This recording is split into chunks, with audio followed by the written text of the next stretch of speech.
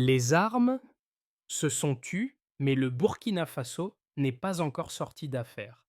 En 3 ans seulement, les villages abandonnés ont commencé à renaître. L'eau revient, les récoltes poussent, et plus d'1 million de déplacés regagnent leur foyer. Cependant, ces progrès ne sont pas le fruit d'un miracle, mais d'une méthode stricte menée par Ibrahim Traoré.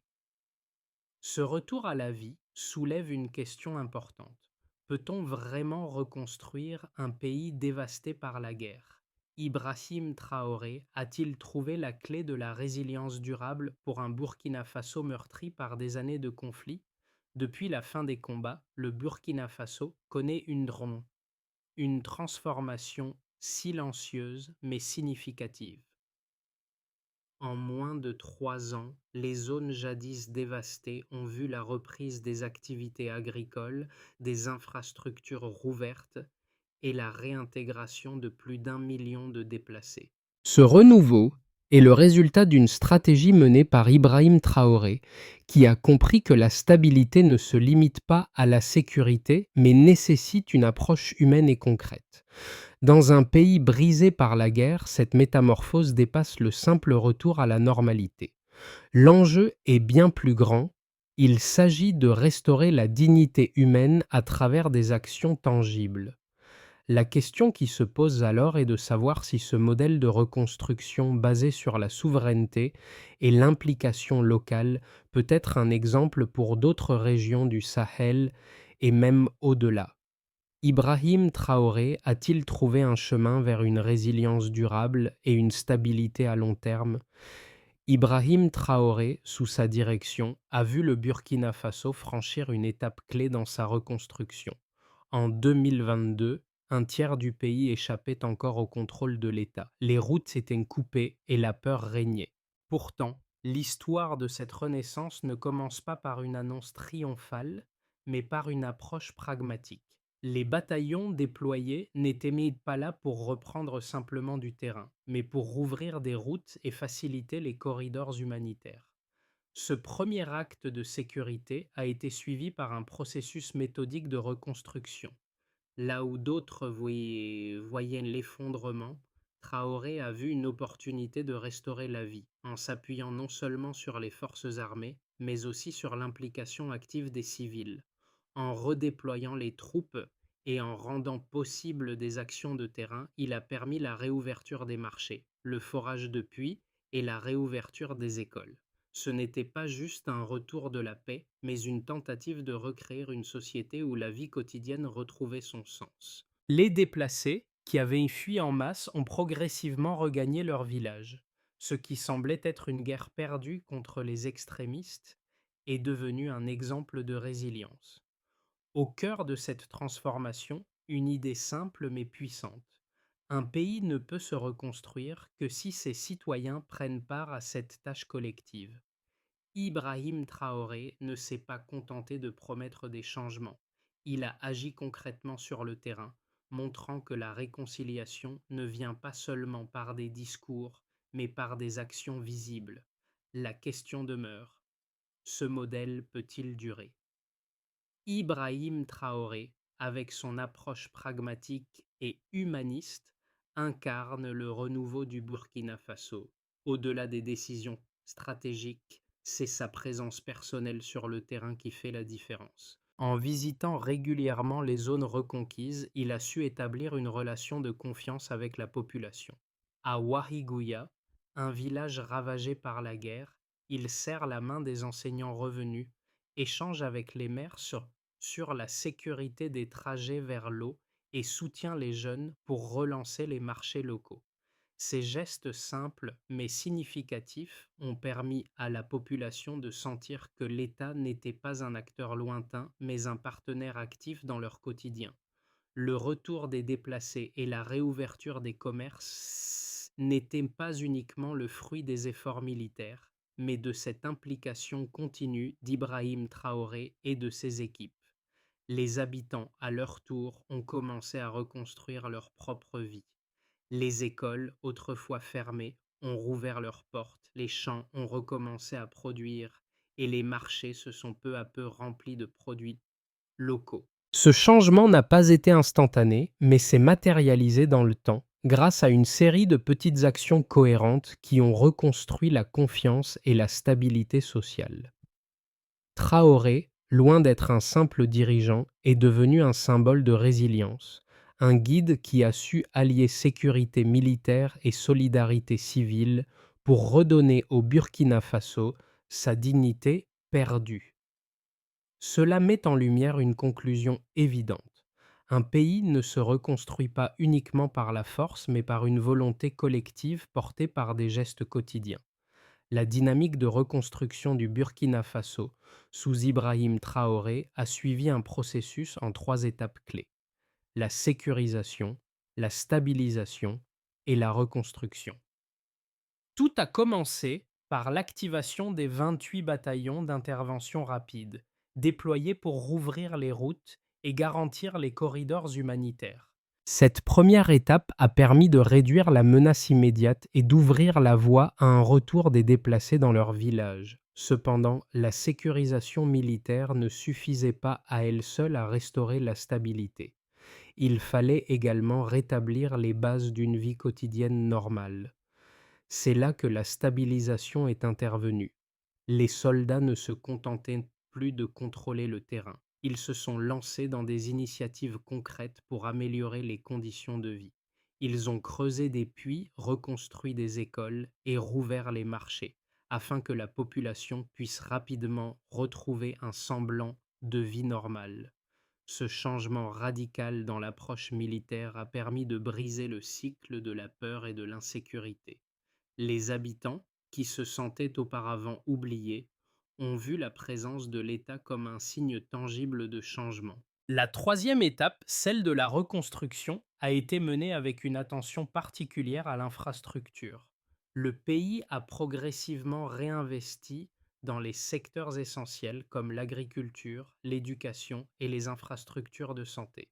Les déplacés ont commencé à regagner leur foyer et les marchés ont repris vie autour des puits et des points d'eau. Ce retour à la vie quotidienne, loin d'être un miracle, a été la conséquence d'un enchaînement logique et méthodique d'actions concrètes. Ce processus n'a pas seulement été militaire, il a été soutenu par des initiatives civiles qui ont redonné aux habitants la confiance en l'État et en leur capacité à reconstruire leur propre avenir. Mais ce n'était pas une tâche facile. L'infrastructure du pays était en ruine, les routes coupées et les conditions de vie extrêmement difficiles. Pourtant, la persévérance de Traoré et de son équipe a payé. Chaque puits creusé, chaque école rouverte, chaque marché relancé était un pas de plus vers la reconstruction. Ces actions ont permis de redonner une forme de stabilité qui a rapidement eu des effets visibles. Les incidents armés ont diminué, les tensions sociales se sont apaisées et la population a commencé à percevoir les changements non seulement à travers les actes, mais aussi à travers la réintégration progressive de la vie sociale. Le succès de cette approche réside dans sa continuité et sa cohérence. Ce qui semblait être une tâche impossible est devenu une réalité grâce à la méthode d'Ibrahim Traoré: redonner aux citoyens le contrôle sur leur environnement, tout en assurant une sécurité durable et un accès aux services essentiels. Cette méthode montre que la reconstruction d'un pays n'est pas un acte isolé, mais un processus qui repose sur des actions concrètes et mesurables menées à tous les niveaux, de l'État au civil. Ce n'est pas simplement une question de retour à la normalité.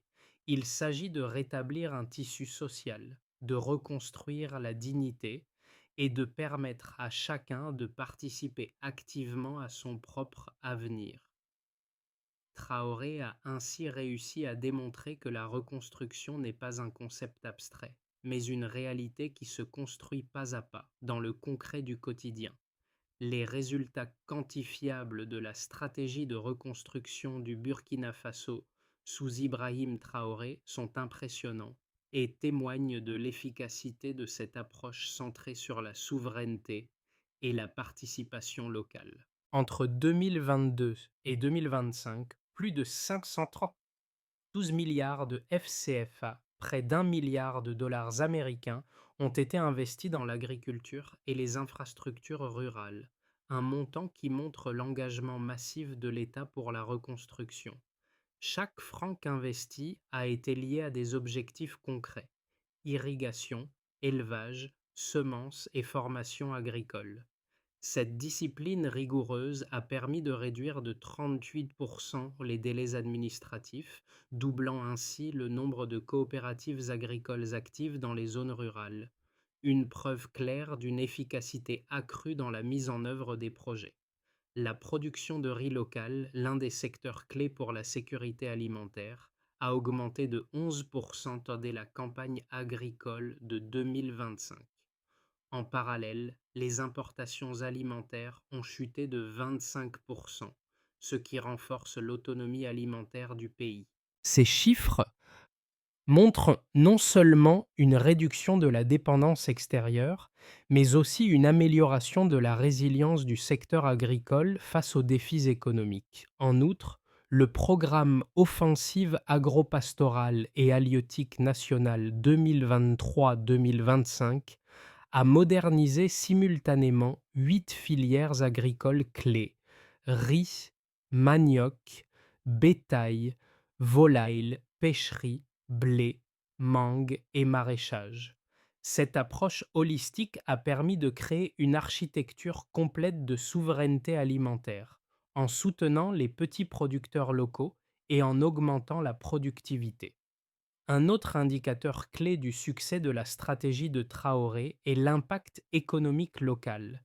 Dans la région du blé de Mouhoun, par exemple, chaque hectare irrigué génère en moyenne 3 à 4 emplois directs. Bien que ce chiffre puisse sembler modeste à première vue, il revêt une grande importance dans un pays où l'agriculture reste la principale source de revenus pour des milliers de familles. L'injection de ces ressources dans l'agriculture a permis de créer des emplois durables, renforcer l'économie locale et réduire le taux de pauvreté dans les zones rurales. Les petites entreprises agricoles, comme les coopératives de riz, ont vu leur chiffre d'affaires augmenter, tandis que les marchés locaux sont devenus des centres de distribution pour les produits locaux, renforçant ainsi l'économie circulaire du pays.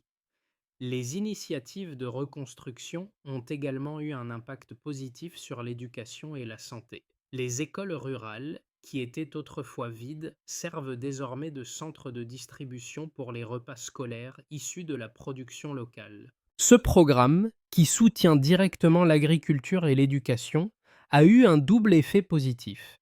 Il a assuré une alimentation nutritive pour les enfants tout en créant des débouchés pour les agriculteurs locaux. De plus, le Programme alimentaire mondial, PM, a commencé à acheter directement aux paysans burkinabés plutôt qu'aux fournisseurs européens, ce qui a non seulement stimulé l'économie locale, mais aussi renforcé la confiance dans la capacité du Burkina Faso à subvenir à ses propres besoins alimentaires. Ces résultats quantifiables ne se limitent pas à des chiffres. Ils représentent des milliers de familles qui bénéficient d'une meilleure qualité de vie, d'une sécurité alimentaire renforcée et d'un accès accru à l'éducation et à la santé. Ils montrent également qu'une stratégie basée sur l'autosuffisance et l'investissement local peut produire des résultats durables, même dans un contexte difficile. En mesurant les succès de cette stratégie, il devient clair que le Burkina Faso n'a pas seulement survécu à la guerre. Il a appris à se reconstruire et à se renforcer à travers ses propres efforts. Les critiques à l'encontre de la stratégie d'Ibrahim Traoré, bien que présentes, ne remettent pas en cause l'efficacité de la méthode qu'il a mise en place.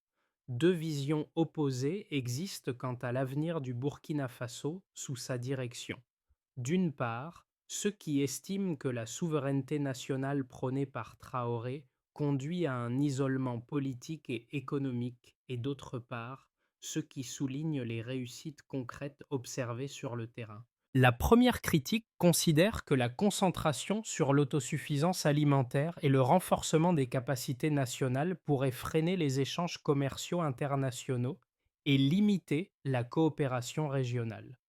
Le terme populisme est souvent utilisé par les observateurs internationaux pour décrire la politique de Traoré, soulignant la crainte que son modèle de développement interne n'aboutisse à une fermeture des frontières économiques et une lenteur dans l'ouverture régionale. Cependant, cette vision néglige un élément crucial, les résultats sur le terrain. En concentrant ses efforts sur la sécurité intérieure, la reconstruction des infrastructures essentielles et le retour des déplacés, Ibrahim Traoré a effectivement restauré un environnement propice au développement. L'augmentation de la production locale de riz de 11%, la réduction de 25% des importations alimentaires et l'essor des coopératives agricoles sont des indicateurs qui attestent d'une stratégie efficace et pragmatique. Le soutien aux petites entreprises locales, combiné à la réouverture des marchés et des infrastructures, a permis de stimuler l'économie et de redonner de l'espoir à la population. L'argument en faveur de la méthode de Traoré repose sur une réalité indéniable. La reconstruction du Burkina Faso ne se limite pas à des déclarations ou à des intentions politiques, mais repose sur des actions concrètes et mesurables. La stabilité intérieure, obtenue grâce à l'implication directe de la population, alliée à une croissance économique notable dans les secteurs clés, démontre que la souveraineté n'est pas une utopie, mais une voie viable pour les nations africaines en crise. Certes, l'ouverture internationale reste une question complexe, mais la priorité accordée à l'autosuffisance alimentaire, à la sécurité et à la stabilité sociale a permis au Burkina Faso de créer une base solide pour des partenariats futurs. Le modèle d'Ibrahim Traoré met en lumière une dynamique nouvelle: reconstruire à partir de l'intérieur en impliquant chaque citoyen dans le processus de reconstruction. Ce modèle prouve que la souveraineté peut être un levier de développement et non un frein. Ainsi, bien que les critiques subsistent, les résultats tangibles et mesurables rendent indiscutable l'efficacité de cette approche. Le retournement observé au Burkina Faso, dirigé par Ibrahim Traoré, ne se limite pas à une simple victoire militaire, mais à un véritable tournant stratégique. Alors que les premières actions de reconquête étaient axées sur la sécurité, une nouvelle dimension est apparue: la réhabilitation d'une nation par ses propres mains. Ce n'est plus uniquement une question de terrain repris, mais de stabilité retrouvée, de dignité redonnée. Un exemple frappant de ce changement est le cas de la région du blé de Mouhoun, où l'irrigation d'un hectare a créé 3 emplois directs, une petite mais significative amélioration qui a profondément impacté les familles locales. Ce retour à la vie, matérialisé par des chiffres comme l'augmentation de la production agricole ou la diminution des importations, montre que la véritable transformation réside dans les gestes quotidiens: un puits creusé, une école rouverte, un marché réanimé. Ces actions, appuyées par l'État et menées de concert avec les civils, ont permis de créer un environnement de confiance et de résilience. Ce pivot vers l'autosuffisance alimentaire et la réintégration des déplacés ne constitue pas simplement un succès à court terme, mais ouvre la voie à un futur plus stable et plus autonome pour le pays. Les résultats concrets du processus de reconstruction sous Ibrahim Traoré se reflètent dans plusieurs domaines essentiels de la vie burkinabé. Premièrement, la sécurité intérieure a connu une amélioration significative, notamment dans le nord et l'est du pays. Entre 2023 et 2025, les incidents armés ont diminué de près de 60%, une preuve de l'efficacité de la stratégie de redéploiement des bataillons pour sécuriser les zones stratégiques. Cette réintégration sécuritaire a permis un retour progressif des déplacés, avec plus d'1 million de personnes regagnant leur foyer dans les villages autrefois considérés comme zones rouges. Cela a rétabli la stabilité sociale, favorisant un climat de confiance entre les civils et les autorités. La réouverture des écoles, le retour des enfants dans les classes et la reprise des échanges commerciaux ont également contribué à restaurer la vie quotidienne. L'impact sur l'économie locale est tout aussi impressionnant. En parallèle avec la réhabilitation des infrastructures, l'agriculture a enregistré une croissance notable, avec une augmentation de 11% de la production de riz et une baisse de 25% des importations alimentaires. Ces résultats ont renforcé l'autonomie alimentaire du pays et réduit la dépendance aux aides extérieures.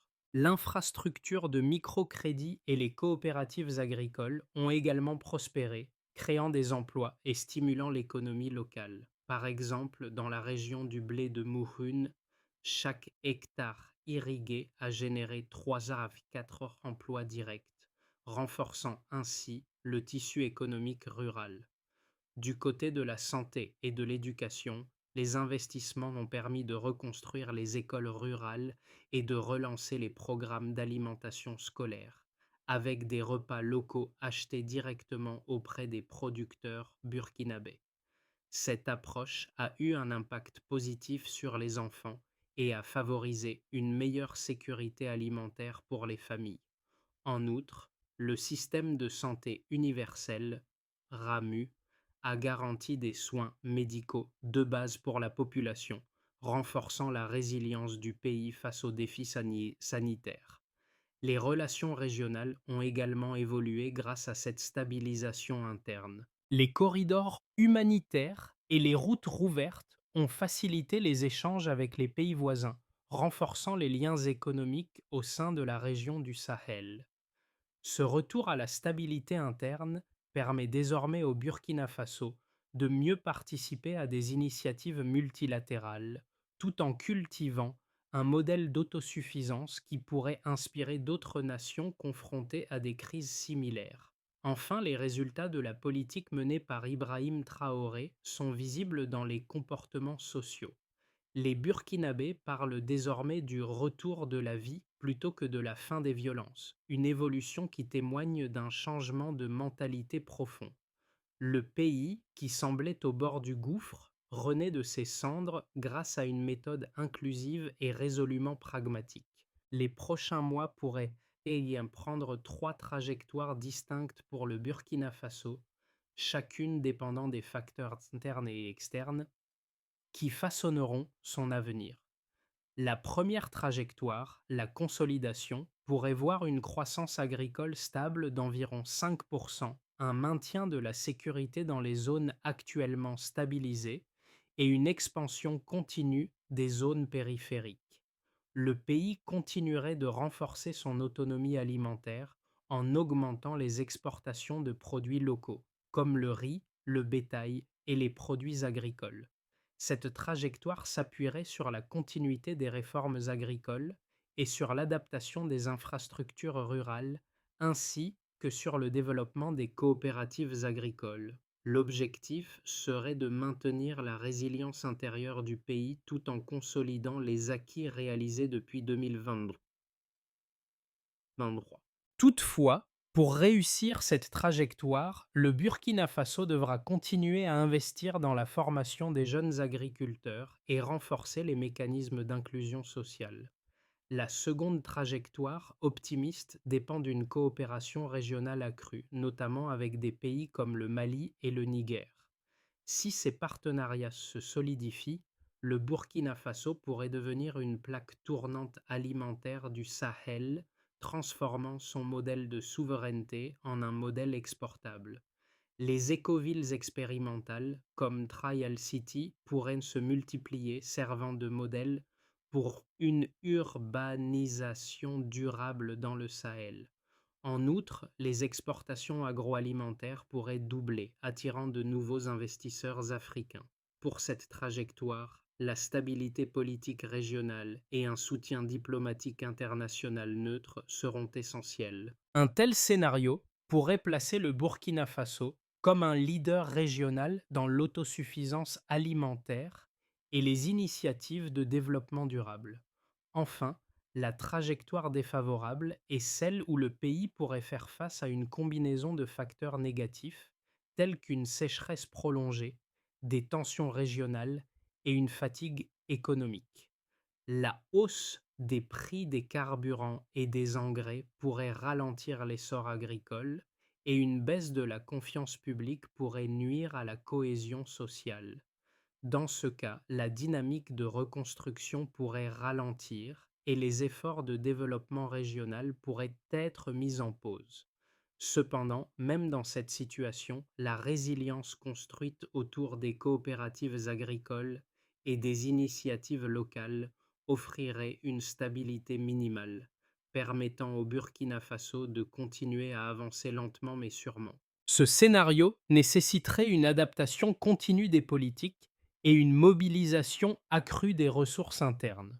Dans tous les cas, Ibrahim Traoré recommande de préparer le pays à l'évolution des circonstances en investissant dans la durabilité et en renforçant les fondations locales. La souveraineté alimentaire et l'autosuffisance resteront les pierres angulaires du futur développement du Burkina Faso, quels que soient les défis à venir. Les transformations vécues par le Burkina Faso sous la direction d'Ibrahim Traoré offrent une leçon précieuse à tous ceux qui sont témoins de ce processus de reconstruction.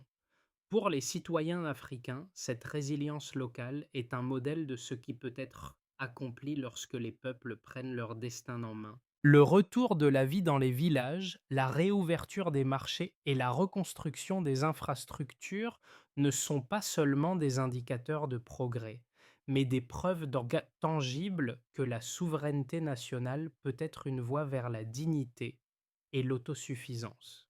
Ce modèle inspire de nombreux pays du Sahel et au-delà qui peuvent voir dans cette expérience un exemple à suivre. Les jeunes Africains en particulier sont appelés à croire en leur capacité à reconstruire leur pays en s'appuyant sur des solutions locales et en mettant en œuvre des projets concrets. Pour les entrepreneurs et les acteurs locaux, le succès du Burkina Faso montre qu'investir dans les ressources locales, les coopératives et l'agriculture peut non seulement soutenir l'économie nationale, mais aussi stimuler des créations d'emplois et une croissance durable. Le développement d'un écosystème d'entreprises locales, renforcé par la coopération avec des initiatives telles que Trial City, ouvre des horizons de nouvelles opportunités économiques et commerciales. Pour les observateurs internationaux, le modèle burkinabé est un défi à une approche souvent trop centrée sur l'aide extérieure. Le pays montre qu'il est possible de sortir d'une situation de crise par ses propres moyens, sans dépendre d'une assistance constante. Les résultats quantifiables, comme l'augmentation de la production agricole et la réduction des importations, témoignent de l'efficacité d'une stratégie qui combine autonomie, participation citoyenne et développement durable. Le Burkina Faso, sous Ibrahim Traoré, prouve que la souveraineté et la dignité ne sont pas des slogans, mais des réalités vivantes. Le chemin vers un Burkina Faso plus stable et prospère repose sur une feuille de route claire, en trois étapes fondamentales: identifier, soutenir et protéger. La première étape, identifier, consiste à utiliser des outils comme le registre social unifié pour recenser chaque foyer, chaque village et chaque école. Cette base de données permettra non seulement de mesurer l'impact des actions entreprises, mais aussi d'ajuster les interventions en fonction des besoins spécifiques de chaque région. Elle sert également à garantir que personne ne soit laissé de côté, en particulier les populations vulnérables. La deuxième étape, soutenir, passe par des programmes comme le PAMPV, programme d'aide à la mobilisation des populations vulnérables, qui fournissent des ressources pour relancer les activités économiques locales. Ces aides ne sont pas une forme de charité, mais des outils permettant aux familles de redevenir productives. Les bénéficiaires sont encouragés à reprendre l'agriculture, à gérer des élevages et à participer à la relance des marchés locaux. Cet investissement dans l'autonomie des citoyens est essentiel pour renforcer la résilience du pays. Enfin, la troisième étape, protéger, implique l'instauration du système de santé universel RAMU, qui assure un accès aux soins pour tous, des vaccins à la maternité, en passant par les médicaments vitaux. Ce système vise à garantir que chaque citoyen bénéficie de soins de santé de qualité, renforçant ainsi la stabilité sociale et le bien-être de la population.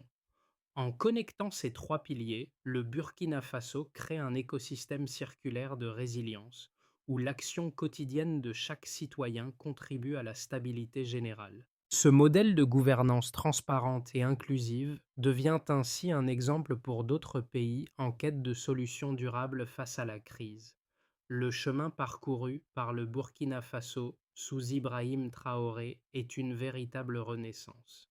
Chaque action, chaque geste quotidien, que ce soit la reconstruction d'un puits ou la réouverture d'une école, témoigne de la volonté de reconstruire un pays dévasté, non pas avec des promesses vides, mais avec des faits concrets, en retournant dans les villages, en serrant la main des enseignants et en échangeant avec les familles.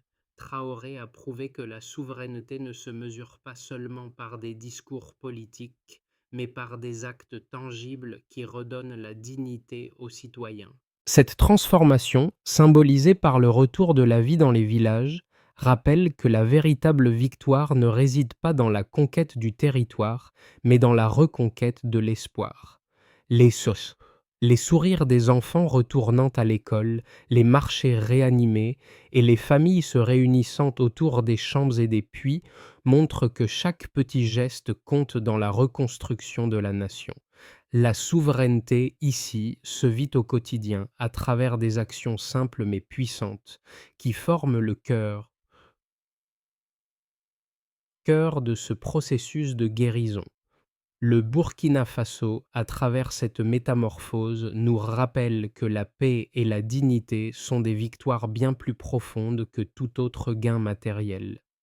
Le chemin de la reconstruction du Burkina Faso n'est pas seulement une histoire de politique ou de développement, c'est aussi une histoire d'espoir et de résilience. Chaque action, qu'elle soit menée par les autorités ou par les citoyens eux-mêmes, contribue à cette grande œuvre collective. Le modèle d'Ibrahim Traoré montre que, même après des années de conflit, un pays peut se relever par ses propres efforts. Mais la question demeure: qu'est-ce que cela signifie pour vous en tant que citoyen, acteur ou observateur de ce processus? Comment pouvez-vous participer à la transformation de votre propre communauté? Le Burkina Faso prouve que chaque geste compte, chaque action, aussi petite soit-elle, a un impact. À l'échelle individuelle, il suffit de s'investir dans des projets locaux, d'encourager l'autosuffisance et de promouvoir la solidarité. Le défi est lancé à chacun d'entre nous. Que pouvons-nous faire pour que ce modèle de résilience et de souveraineté soit non seulement un exemple, mais aussi un guide pour nos propres pays et communautés? Partagez vos idées, engagez-vous, et ensemble, faisons une différence.